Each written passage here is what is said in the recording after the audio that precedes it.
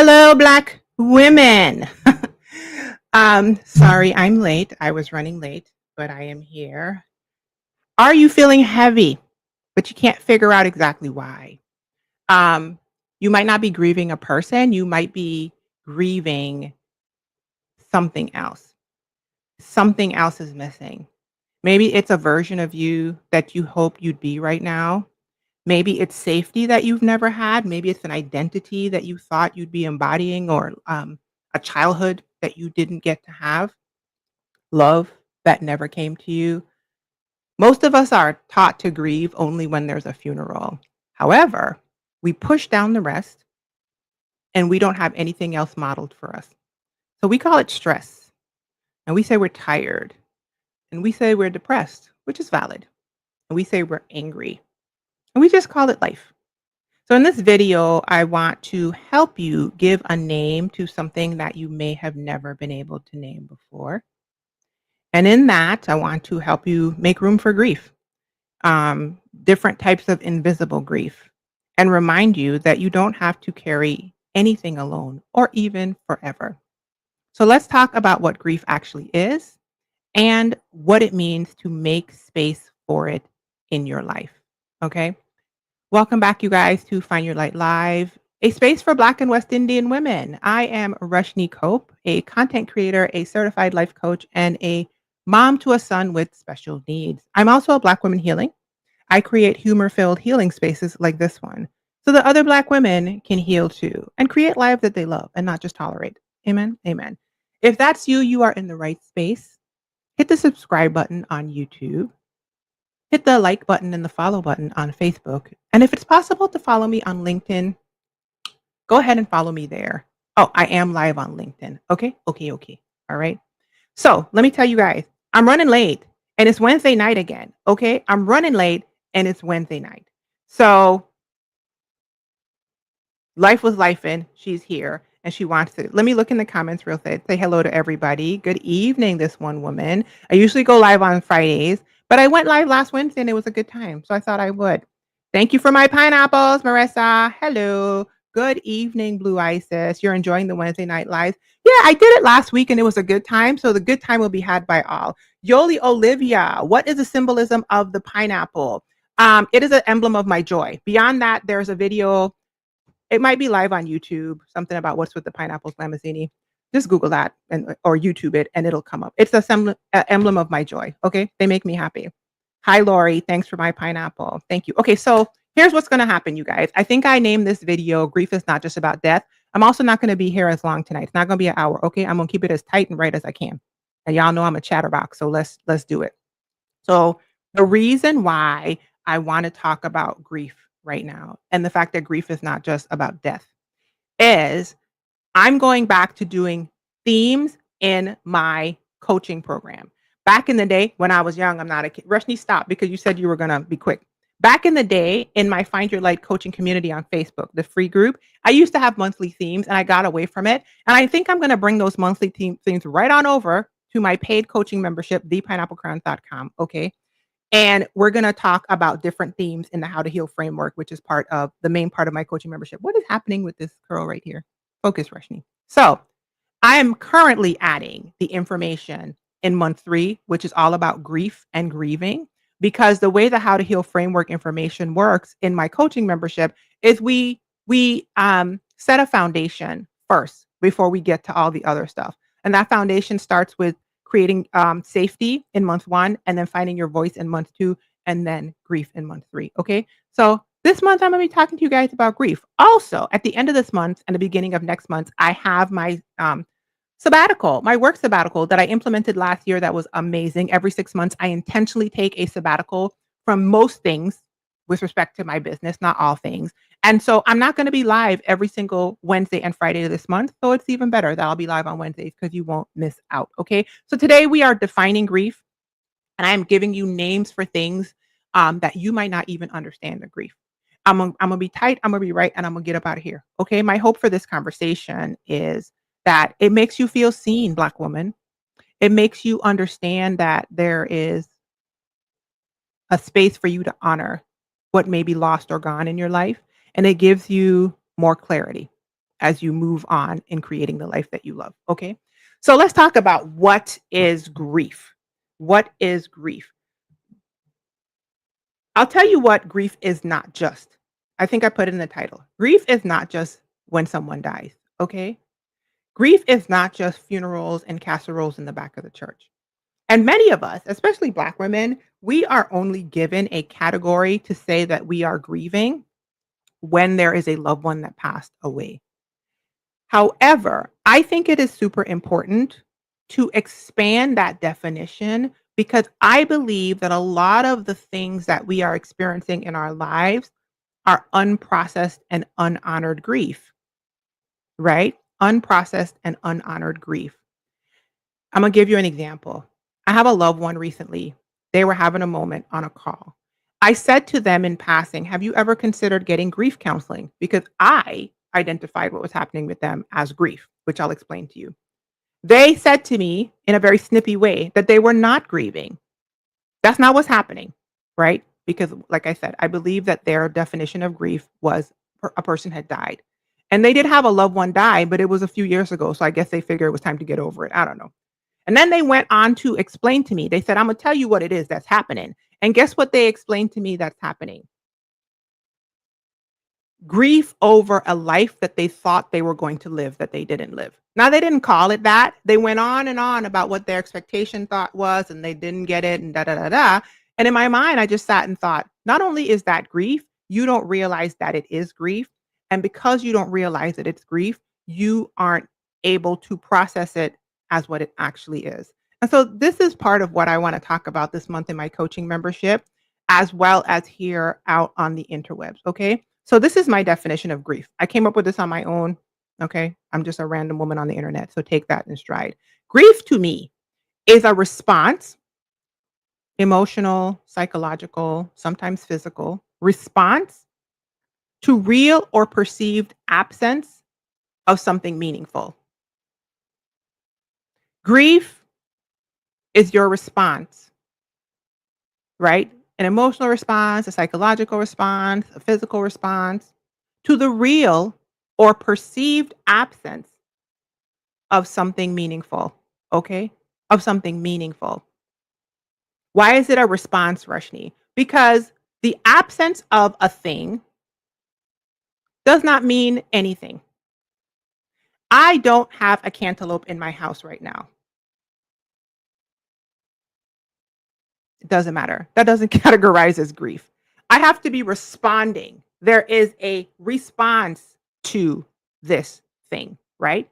Emotions, your psychology, your physical body sometimes gets in on the grieving, tears, stomach churning, nervous system deregulation, etc., right? And there are other things, spiritual, I'm sure, all sorts of ways that you are responding, right? Could even be like financial and all of that, right? That you are responding to the real or perceived. What do I mean by real or perceived? Something was there and now it's gone. Something you thought would be there and it never happened, right? So you think you really had a thing and it's gone, or you thought you were going to have a thing. You believe you should have a thing. There's an expectations that this thing should be in your life and it doesn't exist, right? And I said the absence, which is it's not there, of something meaningful. I put the something meaningful on at the last minute because I realized that the response that you could have to the real or perceived absence of a thing is not grief, right? It has to be something meaningful to you because I don't have a cantaloupe in this house. I don't know why I keep bringing up that example, but I don't have a cantaloupe in this house. The response to the absence, real or perceived, of a cantaloupe is nothing. I feel nothing, okay? But if a cantaloupe was meaningful to me, okay, then I might be experiencing grief for the real or perceived response to the absence of something meaningful. Okay. So hopefully that helps. So this could be anything. Of course, it could be a person. That's why I said not just death as the title. The grief that most of us have experienced and are given space to honor and to hold rituals. Think about that. We hold all these rituals to honor death. of a person. But your grief could be grief over the loss of a pet.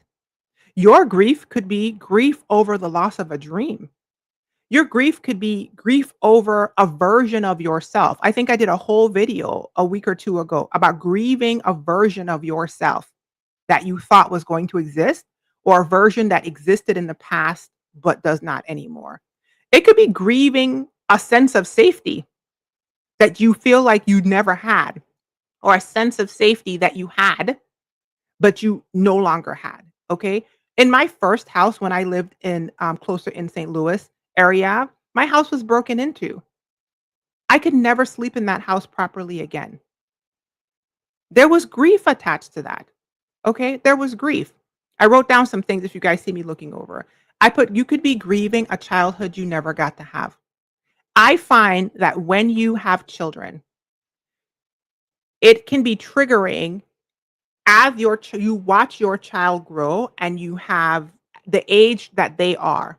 It brings you back to the age you were back then.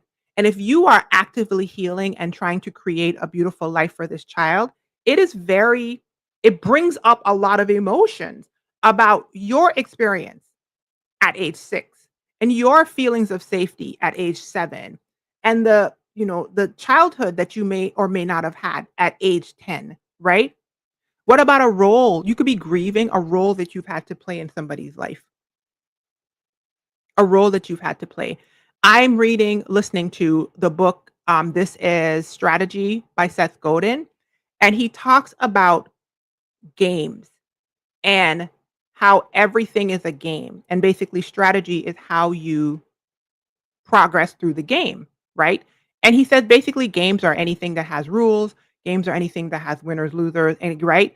And he said, and I love this, he said, we spend so much time trying to learn how to win the game that we perceive we're in when we should be spending time figuring out if we want to play an entirely different game, right?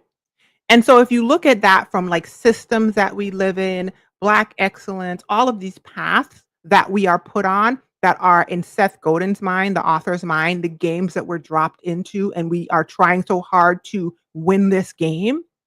And then when you realize this game is not set up in my favor and you eject yourself from that game, you could be grieving the roles that you played in this thing that was forced on you, right?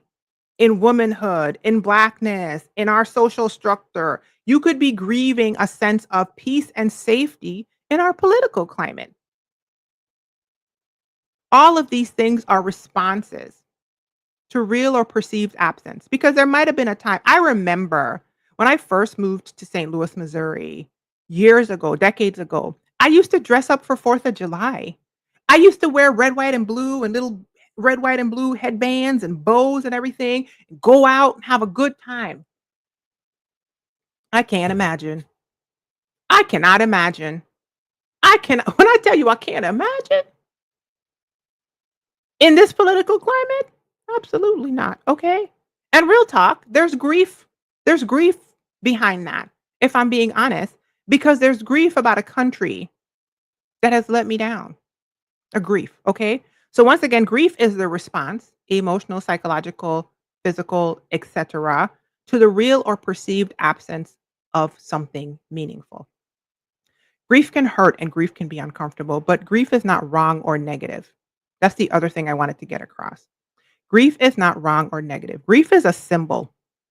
Grief is a signal. It's a signal on the dashboard of your life. Grief is an invitation for you to slow down. Yes, become aware and acknowledge that something mattered to you, that it was meaningful, which is why I added in that meaningful thing, right? And that it's no longer there, real or perceived, and that you are still here. It's not there, but you are still here. And then grief gives you an opportunity to hold space for it, to honor it, to even surround it with ritual, kind of like how we have funerals for people when they die, to surround it with some sort of ritual of honor, right? And to learn to live without it in your life and integrate the response that you're having, which is the grief, or to learn to change the way you live because of it. To learn to live to change the way that you live because of it is an invitation. It's a signal for you to slow down and to acknowledge and honor that something mattered. Okay. I believe most of us are grieving and we don't even know it. I believe that if we learned to recategorize what we're feeling as grief, we would be able to process it and move with it, integrate it into ourselves and move on. Okay. Somebody left a comment on one of my previous videos about grieving something, and they said that grief was letting go of it. And I thought, you know what? There was a past version of me that would have agreed with that, but I don't think grief is letting go. I think grief is integrating. I think grief is metabolizing. I don't think you are ever the same after something that mattered to you is absent. Whether it's a person, a dream, your feeling of safety, your body, your skin, your hair's gone, the youthful version of yourself, a dream you thought you were going to be, you thought you were going to be a mother, you thought you were going to be a wife, you thought you were going to be a partner, you thought you were going to own a home, right? Whatever. I don't think that you let go of that. I think that it folds into you and you integrate it. You metabolize that thing. You learn from it. You sit with it. You take from it what you need to integrate and move forward. You express that out into the world to honor the fact that something mattered to you and you get rid of the rest. That's what I think happens, right? And I believe that if we understood that a lot of the things that we're experiencing are grief, then we would recategorize so many things, right?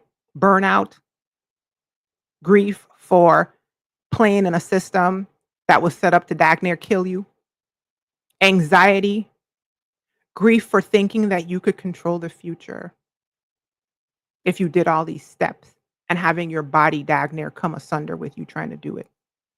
Bitterness and anger, grief for a life that you thought was promised to you if you checked the boxes and you did it right.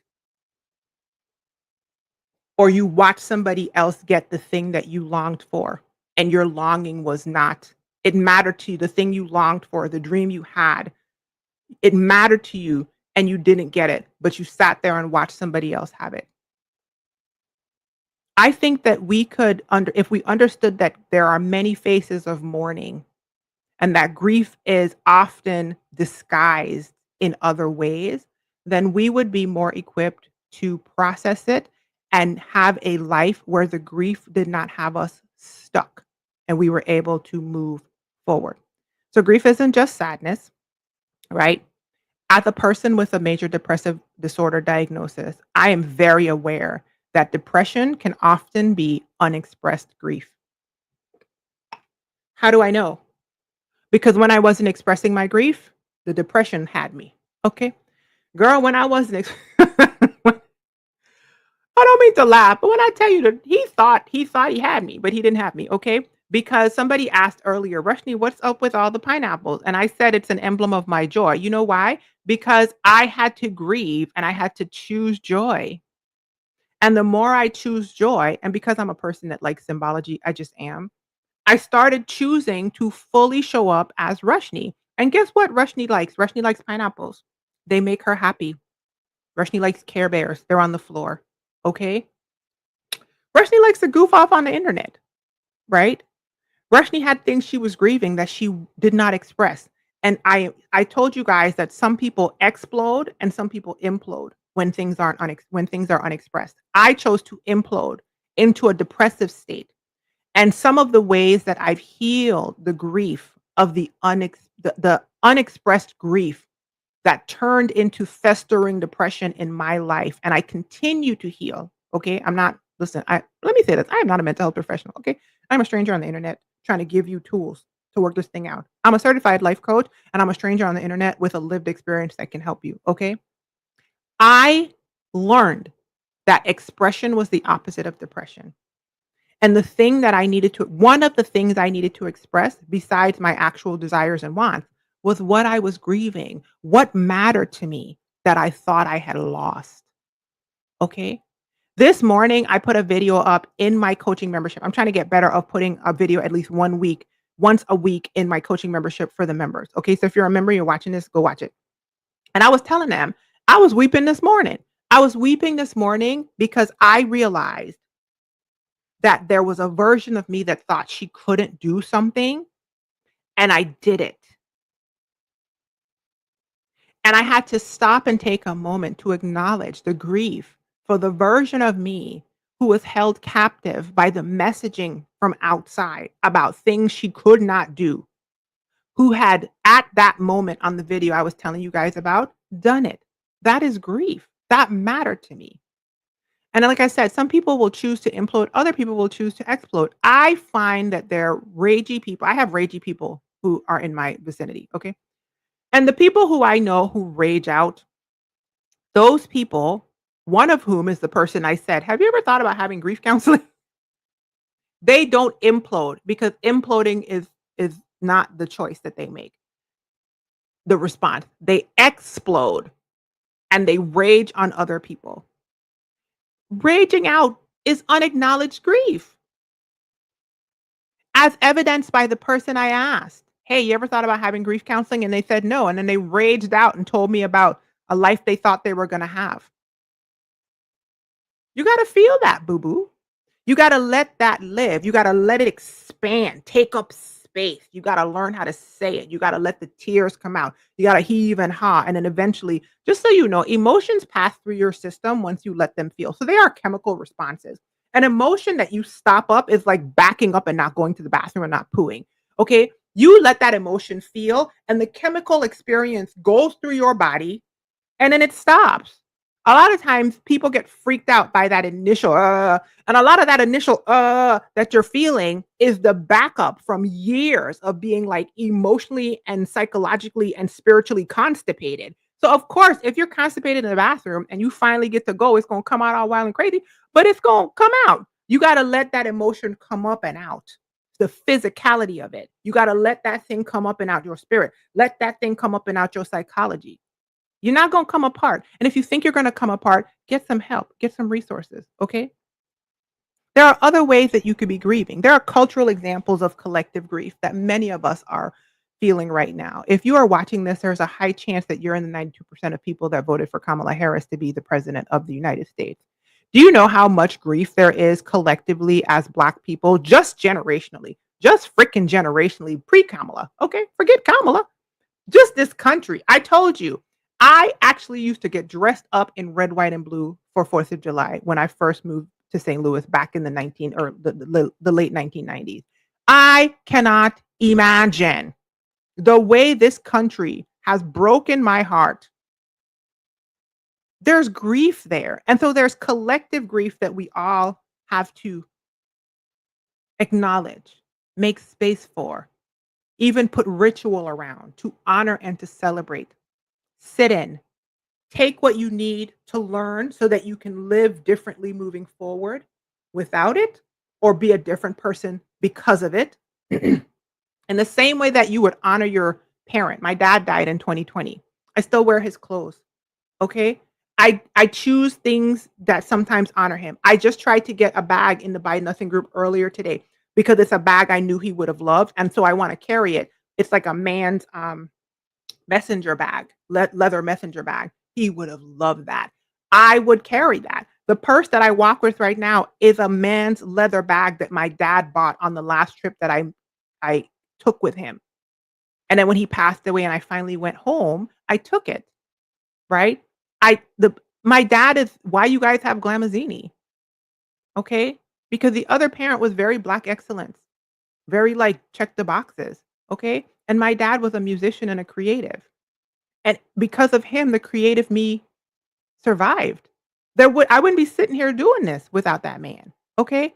And so there are griefs that we have to make space for. What about the safety that you didn't feel growing up in a home? You get to grieve that. You get to make space for that.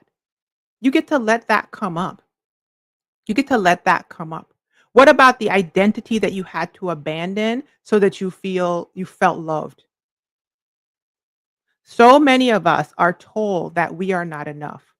And if we just become this, do this, wear this, say this, fit into the boxes, stop being our full self, Now you will get love. And so we contort ourselves into things we don't even recognize.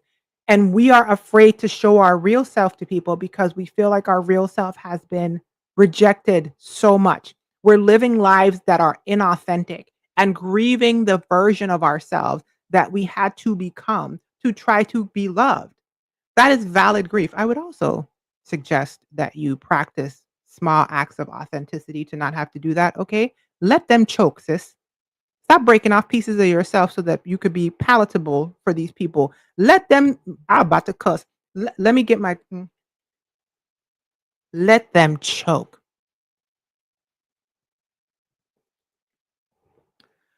Also, you guys, I am breathing on 50's neck. So she's getting, you know how the old people to start saying whatever they want to? Just pray for me, okay? 1% more Rushni every single day. And my word of the year is audacity. Sis, let them choke. What about the version of you that never got to dream? Or the version of you, Tara's with me. Let them choke, Tara. Okay? If you don't like it, what I gotta do with me at this point in my life? Okay? Y'all gonna get full Rushni. It's coming at you. And I pray for every single black woman on this call, every single black woman, every single West Indian woman who's listening to my voice. Okay. I pray that you create a life that you are in, that you create a life that contains you. I think in one of the videos I did recently, I think it was the last one or the one before the last, where I was like, performance is not life. I said, if you got to drop your womanness at the door and your blackness at the door and your everythingness at the door, who the hell is going up in there? If it ain't you, it's a shell. It's a it's a dust wisp. Okay, that wasn't even a word. Let me focus, Rushni. You're trying to be quick. Okay. What about a relationship that ended, even if it was toxic? That's a very unique grief. Okay. Because you wanted the thing to work out and it didn't. And if you're a black woman, you're a black girl, you're a black girl. If you're a black girl, you probably did everything trying to get it to work out and it still didn't because it was toxic and you chose healthy and you chose yourself and it had to end. You get to grieve that.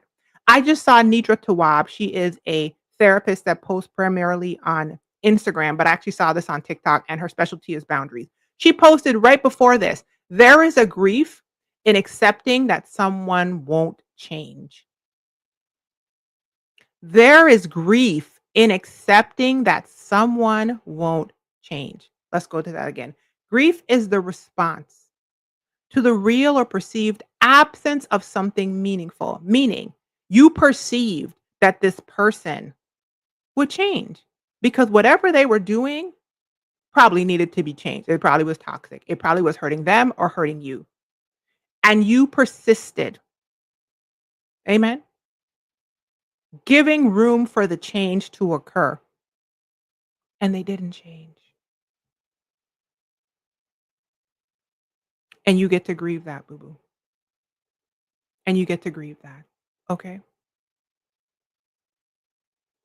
Sometimes it's the grief of just letting go of the altered reality and fantasy that you were living in to hold your life up. Let me tell y'all something. When I could finally see what's going on back here, let me stop. Blue Isis knows, but Blue Isis don't put it in the chat. Hey, that's really when y'all about to get this real work. Okay. When I could finally see what's going on back here. I'm not there yet, but I'm on my way. Okay.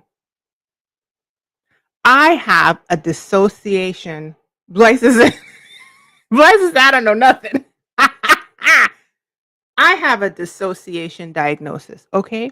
Meaning I checked out when I was younger so I could feel safe. The way that my therapist described it to me was I did not feel safe, but as a child, I couldn't physically leave. So I would physically stay there because a child can't physically leave, and I would mentally leave. That's what dissociation is. And then he worked with me to stop doing that. to ground myself, to come back into my body when I feel unsafe, come back into my body and take my body with me. That's what the man said. Changed my life. He was like, when you feel unsafe, you check out and you go into la la land. I'm in a fantasy at this point. I don't know. First of all, I gotta go back and watch some of these videos y'all was watching because y'all might have been watching me in la la land. I don't know what's gonna. Okay, that man said, "Come back in, come back in." Boop. This was right before the pandemic, so it was 5 years of me coming back in. He taught me how to ground, bring myself back into my body. Okay, bring myself back into my body. Somatically sit in my body, feel the feelings that I was avoiding, right? Because now I had an automatic dissociation thing happening whenever I felt unsafe. And to pick my body up and take it with me, let me tell you what, it'll change your life. Grief over a life that you thought you were going to have, grief over the fantasy that you would check out into to keep safe. I had to feel that thing. Y'all, I was going into la la land, not realizing that the way that adult Rushni could keep me safe had nothing to do with going into la la land. That was the survival tactics of a child, and I honor her for it because she got me here. But adult Rushni can get up and get out. Okay. And when you don't name a thing, which is the whole purpose of this video, right? When you don't name a thing, then you are steady trying to fix something and you trying to fix the wrong thing. That's what I'm trying to get across to you. You steady thinking you burned out and you grieving. You steady thinking you depressed and you grieving. You steady thinking you pissed the F off, but you're grieving. You steady thinking you have anxiety, but you're grieving. And when you start realizing I'm grieving, this is grief, then you can start doing things to get some of the relief. I'm not telling you what I think. I'm telling you what I know. I'm telling you what I lived. A lot of this stuff is grief. A lot of it is grief. Okay. Let me go and stop for a second and then I'll come back here. See what you guys talking about. Blue Isis said, I used to believe that if I felt my feelings, it would kill me. I've had some deep, ugly cries and felt so relieved afterward. When I was able to reflect on what happened, teach the truth.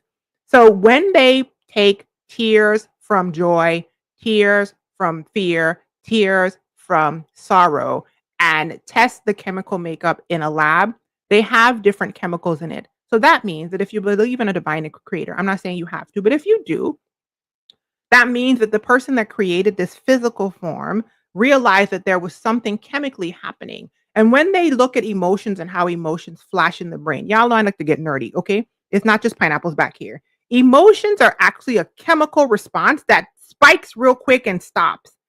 But when you live a life of backing yourself up all the time, which listen, I'm not blaming you for that.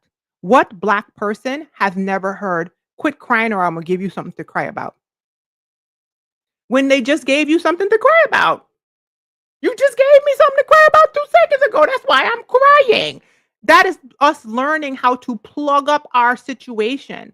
And we get emotionally constipated, spiritually constipated, and we get detached from our real emotional, psychological, and physical response to the real or perceived feeling that something is lost. Even if you're a child and your perception is not correct, you're still a child and you think it's lost. And you get to grieve that, okay? And so if you grew up in a situation where, you never got to access that and feel it in real ways, which is very common with Black people, it is just what it is, right? You can learn how to do it now. You can learn how to do it now. My favorite thing is just to put support systems around myself. I ask myself, what do you need right now? I have y'all, I have a PTSD diagnosis. Okay. Physical anxiety response system is wilding out over here. I'm like, what is happening? I ask myself, I know the goal and the life I'm trying to create. I look at the goal and the life and I move toward it. I move toward it. If I take a step and I feel like I'm coming asunder, I stop for a second. I give it space. I get more control of my body. I ask myself, what do you need right now? What do you need right now? And then I give myself what I need. And the answer might be anything. It might be to laugh. It might be to get on TikTok. It might be to journal. It might be to color. It might be to dance. It might be a nap. It might be a snack. I give myself what I might be a friend. It might be a walk. It could be anything. I take care of me the same way I would take care of somebody else that was grieving. You see what I'm saying? That's why I'm trying to get y'all to understand what might be happening. Evie says, "Wow, Rushdie, this is really timely. My dad was a musician. I'm grieving so much more than just presence, but also finding ways to honor him in the midst of grief." I have a T-shirt on my shop with my dad's instruments. It was a T-shirt that he and my husband were designing when my dad passed. They never finished the design, but now the design is finished because my dad's gone. I wear that T-shirt at least once a week, intentionally. Intentionally. I have my dad's bag. I have plants named after him because he was a green thumb. I got a custom plant pot with the last words he said to me made on it, Evie.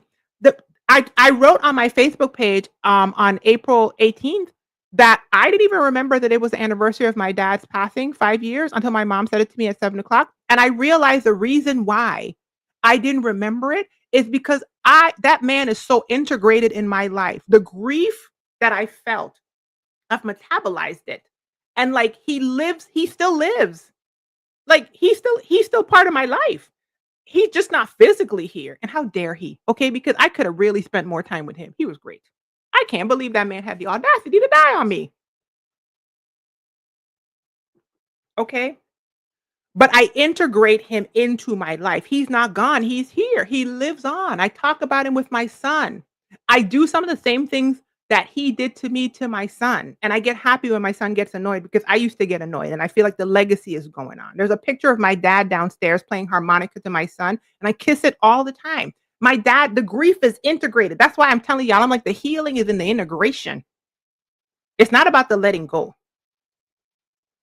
It's not about the letting go. That's how I experience it. Anna Blue said, "How did you learn to ground? Similar struggle with that, and it's jarring when you can't snap back at well, first of all, I will say this. Not that you have to come, but I have a coaching membership, thepineapplecrown.com. You can come on month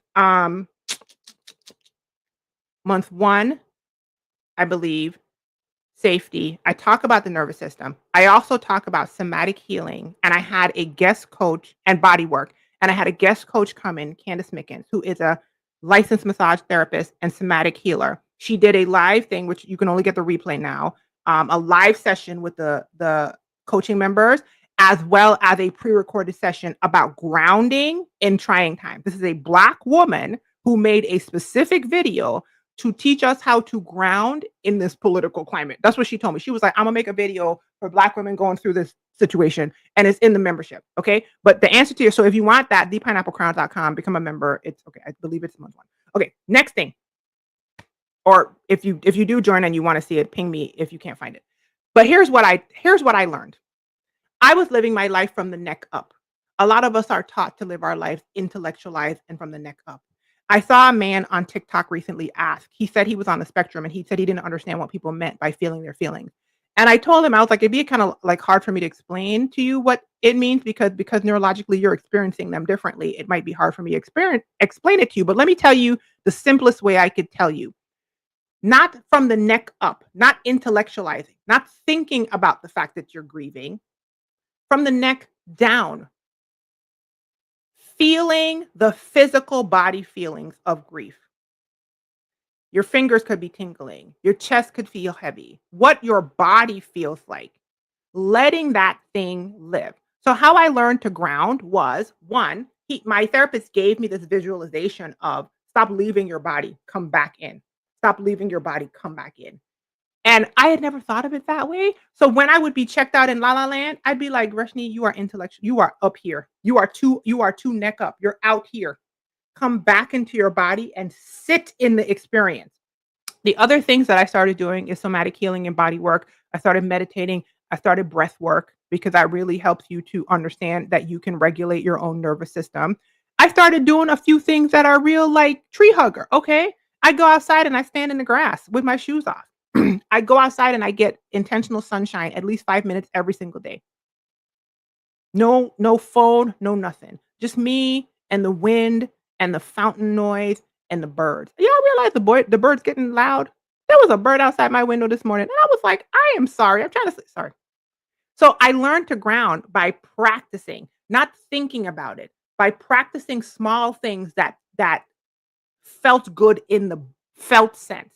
Grass under my feet, sun on my face, the sound of water, staring at a butterfly, bringing myself back to myself and coming in, bringing myself back to myself and coming in, meditating, which at first, when I was told to meditate by someone, I thought it was ridiculous. I did it anyway because I was in a coaching program and she said to do it, and I thought it was foo foo. Until one day I was having a panic attack, and then I realized that my brain brought myself back and I went peaceful. And I thought, what just happened? And I realized that all the time that I had been doing breath work and meditation, I had been practicing peace. And when I needed it, my body automatically did what it knew to do. So it's not something that you're going to go from 0 to 100 on learning how to ground. It's a practice, just like everything else. You have to practice. And there are times when I am not grounded. Okay. I busted out bawling this morning. I don't know if I was grounded when I busted out bawling and sniffling and snotting. Okay. But I can get myself back over time, just like a muscle that you build in the gym. I feel like I built that muscle. I feel like I built that muscle. Okay. All right. Healing is in the integration. Yeah, I don't think it's about letting go. I know that healing is feeling like something was lost, and that is true. The absence of a thing. But you are never the same when this thing is gone. If my dad passed away and I have to let go that my dad passed away, what in the world? I spent 40 plus years living with that man. He's my father. How am I gonna live the rest of my life letting go that he existed? No. I fold him in like batters of a cake. He becomes a thread woven into the fabric of my life. He existed and he lives on because he lives in me. You guys are listen, I'm trying to tell y'all, y'all would love my father because y'all love a Glamazzini, and a Glamazzini is my father. Okay? This person that y'all see on the internet is honed in the world of that man. A silly, goofy, dancing. You see what I'm saying? If I had went the way of my mom, I love my mom, it would have been very black excellence. And I tried to do that for many years, but clearly, okay, the artist had to come out. I'm just saying that's how it goes. Okay. I left my body this morning when I got pulled over for the first time in my life. I ended up running a red light when I was pulled over. Let me tell you what, pulled over by a cop. Yeah, that's generational grief. That's cultural grief. Grief is a response to real or perceived absence of something meaningful. You perceive that you should be able to live safe and have a police force that's actually trying to keep you safe. And because of your generational story, I'm going to assume, Yoli Olivia, that you might be a Black person. I don't know that to be true. You don't have that safety. You know that if they pull you over, something else could happen. There's grief. There's grief. You said you left your body. Yeah, you check out. You check out because you're trying to find the safety you don't feel you have, right? That checking out. Okay, so I wrote down when you don't name grief, you spend a lot of time trying to fix the wrong thing. I want you to ask yourself when you are having some sort of emotional experience, is this grief? Am I responding to the absence of something? And don't just think, am I responding to the absence of a person who died? Think, am I responding to the absence of respect? Am I responding to the absence of love? Am I responding to the absence of a dream? Am I responding to the absence of a goal that's not going to be met? Am I responding to the absence of a sense of safety? Am I grieving?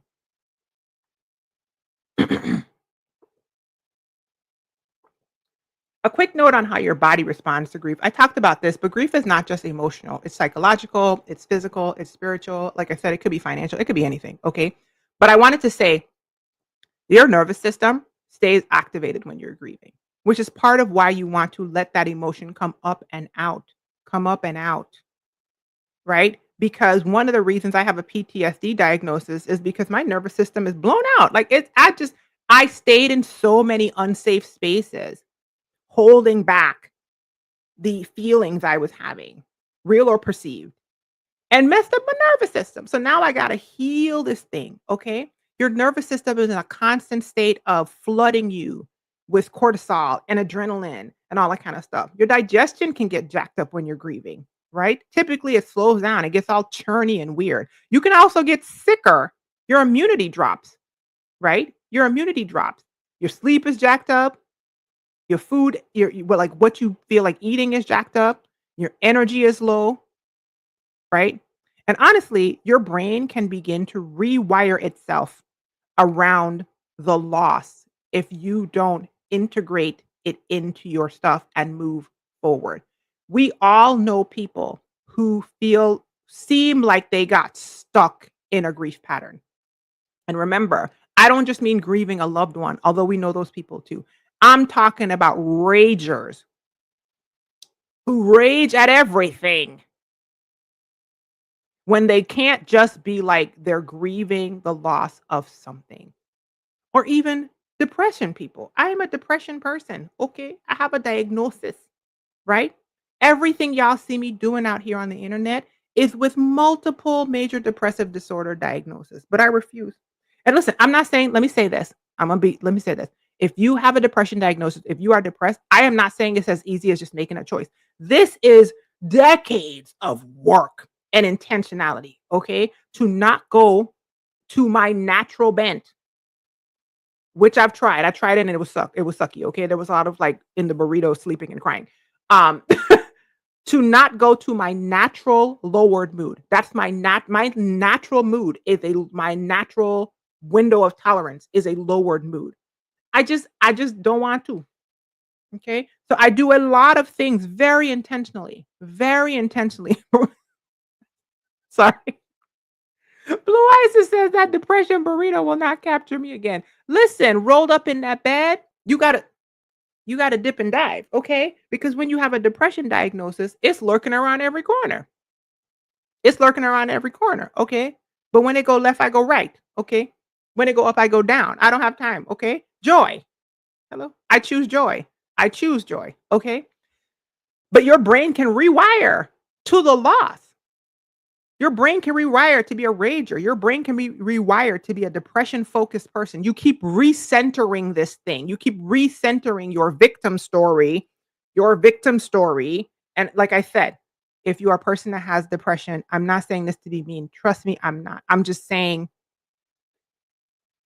if you want to try to do something different, take small steps and ask yourself, what might I be grieving? What have I not expressed? That's where I would start.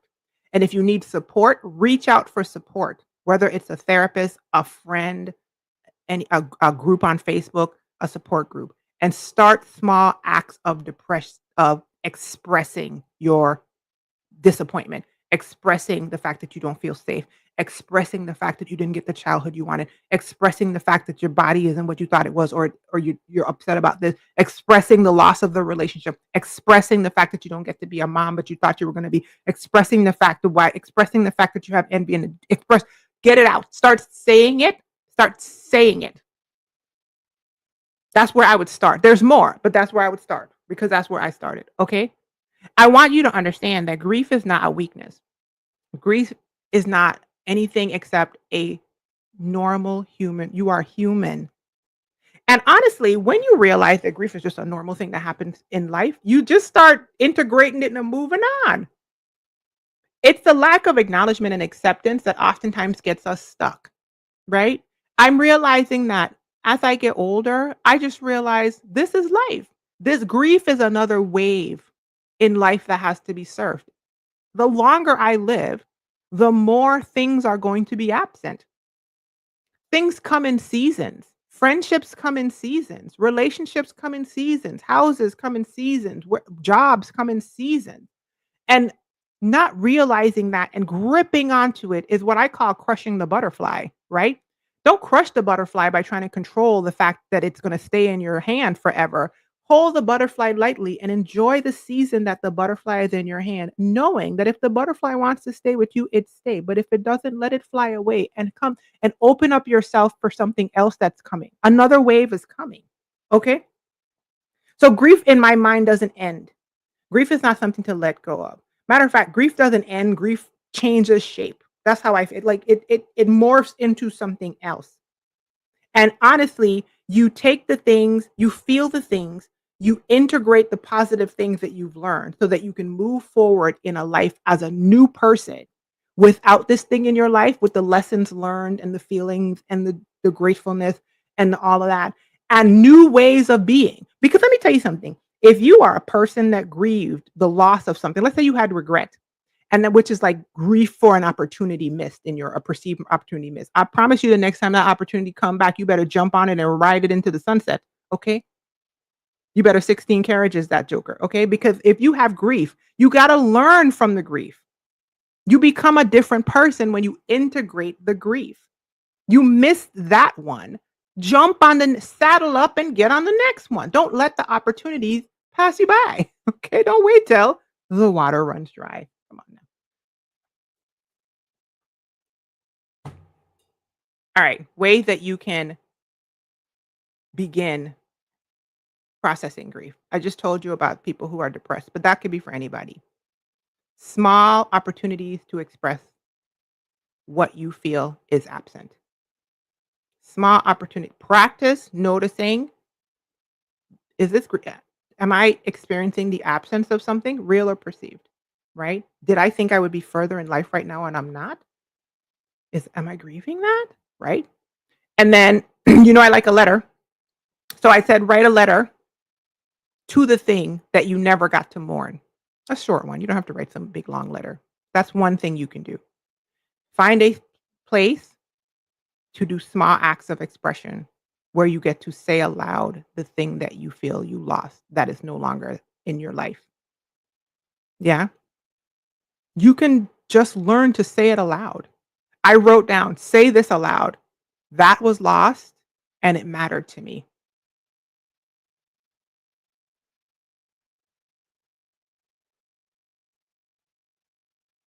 You may have never even heard that come out of anybody's mouth, much less your own. Okay. I alluded to this earlier. Learn how to ground yourself and to support your body and stop living only from the neck up.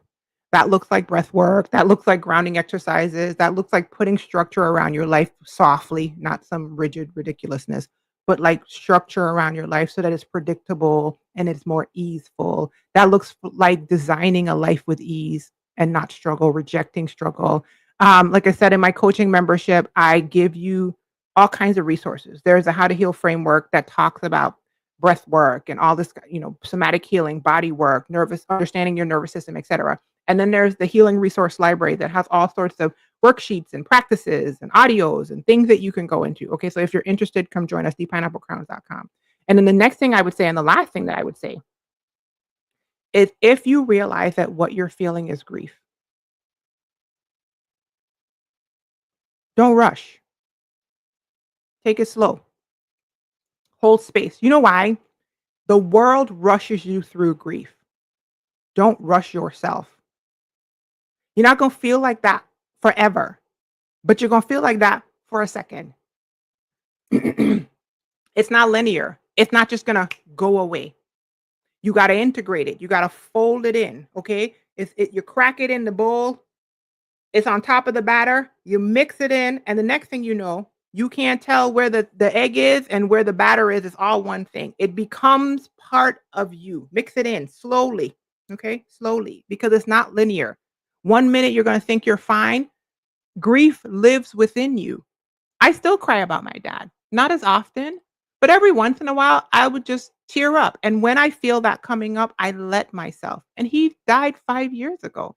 I believe that as I live on this physical plane, I will always have tears coming out of my eyes for that man because he mattered. He mattered, right? There was somebody up here that put the quote from that Marvel movie. Where is it? Do do do do do do. What is grief if not love persevering? It mattered to you. and you're responding to the absence of it, right? I'm not gonna let go of the fact that this man was on the planet with me for all these years. I'm not gonna let go of the fact that this country made me feel unsafe. I'm not gonna let go of that. I'm gonna integrate it. I'm gonna integrate it, right? And I'm gonna move forward and create a life that I love, that honors me and my grief, right? With it. Okay? With it. I've invited you guys to the coaching membership. If you want to join us, thepineapplecrowns.com, the month of June. I'm talking about grief.